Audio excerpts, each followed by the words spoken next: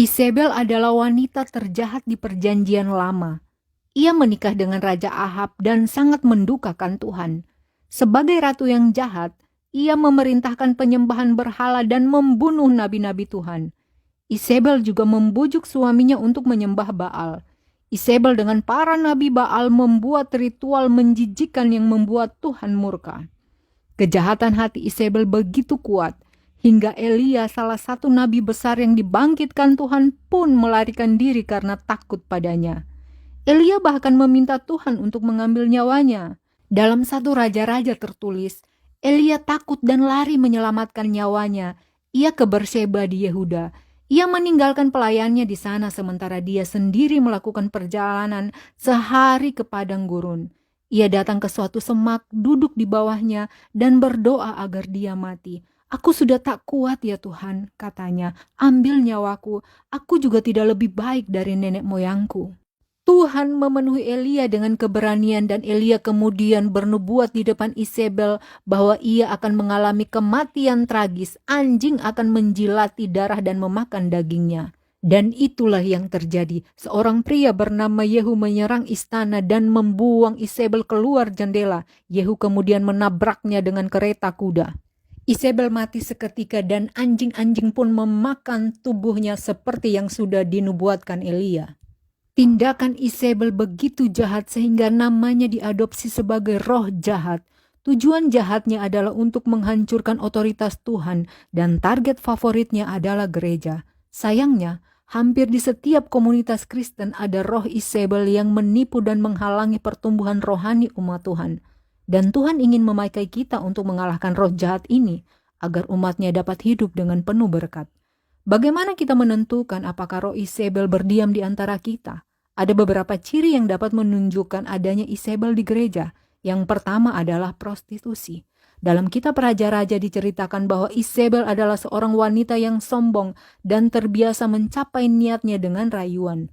Dalam Alkitab, prostitusi mempunyai arti perselingkuhan baik secara fisik maupun rohani. Ketika seseorang tidak setia pada Tuhan, mereka melacurkan dirinya, sebab Yesus berkata bahwa tidak seorang pun yang dapat mengabdi pada dua tuan. Isabel melakukan prostitusi seksual dengan mengkhianati suaminya dengan ilmu sihir, mengkhianati Tuhannya Israel. Roh Isabel masuk ke dalam gereja melalui orang-orang yang tidak hidup dalam kekudusan. Oleh karena itu, para pendeta dan pemimpin harus berhati-hati dalam menentukan siapa yang akan mereka tempatkan di altar untuk melayani. Orang yang terjerumus dalam dosa percabulan dan pelacuran tidak boleh memimpin karena perlu dipulihkan. Dan kita harus melakukan ini dengan cinta dan kesabaran. Jangan pernah mengekspos siapapun di depan umum. Selain itu, ada juga prostitusi rohani. Banyak anggota gereja yang memberontak terhadap komunitasnya dan melompat dari satu gereja ke gereja lain di mana mereka dapat menemukan seseorang yang dapat menyenangkan mereka. Jika keinginan mereka tidak terpenuhi, mereka akan menciptakan intrik untuk melemahkan kepemimpinan di gereja tersebut. Ciri kedua roh Isabel adalah penyembahan berhala. Alkitab memberitahu kita bahwa Isabel menyembah berhala dan mempunyai pasukan nabi-nabi penyembah Baal. Saat ini kita jarang melihat praktek seperti ini, namun penyembahan berhala lebih dari sekedar patung pahatan. Penyembahan berhala adalah segala sesuatu yang mengambil tempat Tuhan di hati kita, karena Tuhan harus menjadi prioritas kita dalam hidup. Saat ini banyak artis rohani dan pendeta lebih menonjol karena karisma dan bakat mereka daripada Yesus. Disitulah roh Isabel bekerja. Hal ini menyebabkan orang-orang mengidolakan selebriti Injil dan lebih dari Tuhan sendiri. Ciri ketiga dari roh Isabel adalah manipulasi. Isabel adalah orang yang sangat manipulatif. Dia ingin segalanya berjalan sesuai keinginannya. Ia meyakinkan suaminya untuk meninggalkan Tuhan Israel dan menyembah dewa-dewa lain. Hatinya pun penuh rasa iri. Suatu saat dia merancang kebohongan agar seorang pria bernama Nabot dibunuh hanya karena suaminya menginginkan tanahnya. Dia mengambil nyawa dan harta benda orang yang tidak bersalah.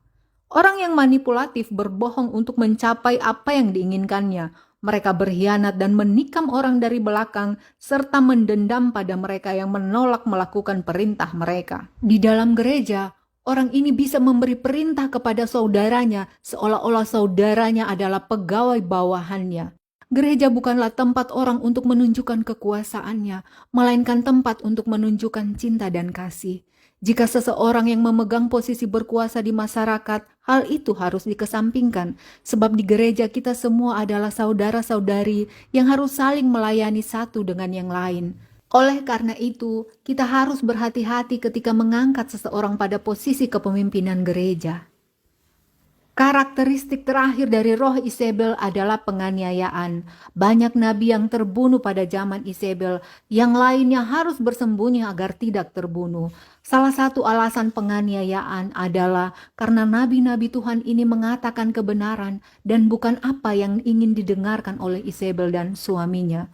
Di gereja, roh Isabel dapat diamati di mana orang-orang dianiaya oleh saudara dan saudari mereka sendiri karena mengatakan kebenaran. Ada gereja-gereja yang segala aturan sudah ditetapkan, sehingga ketika seorang mengusulkan perubahan, mereka menghadapi penganiayaan fisik dan verbal dari orang-orang di dalam gereja sendiri.